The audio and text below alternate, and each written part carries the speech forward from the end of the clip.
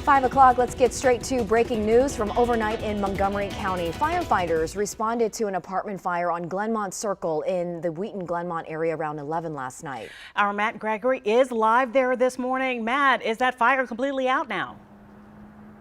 Yeah, it's been out for several hours now. It was at the Glenmont Forest Apartments, which is just off Georgia Avenue as we get into the Silver Spring area. But let's show you some of the damage because this is going to have families reeling for quite some time. So take a look at this. We want to say off the bat there were no fatalities according to Montgomery County Fire Department officials. But this did affect around 10 units, which means that there's 10 different families that are being displaced. So it's roughly around 21 people between men, women, and children who are going to be out of their homes tonight. Now, as far as what happened, we're working to get more information about that. We do know that 3 of the apartments are destroyed, so they will not be livable anytime in the near future.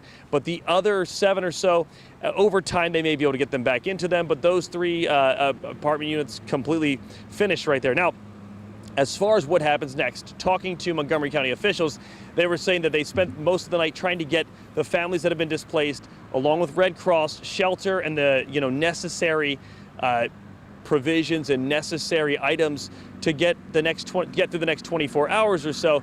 But as far as how badly this could be, when will others be allowed in the other parts? Because these apartment complexes are about 3 stories tall.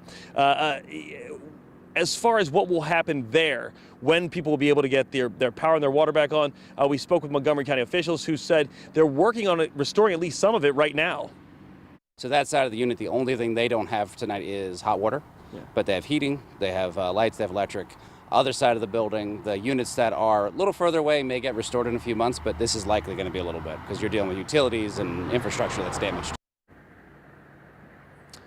Yeah, so what we have right there is we have, it was initially believed when we were talking to fire officials that this was a much larger fire. Now, this is still a large fire that has displaced 21 people, so don't get me wrong, this is a major issue. However, it was believed that it affected at least 2 buildings. This appears to have only affected 1, so that's sort of the good news if you can find good news in a story like this. Now, from here, what started the fire? Where did it originate? At this point, fire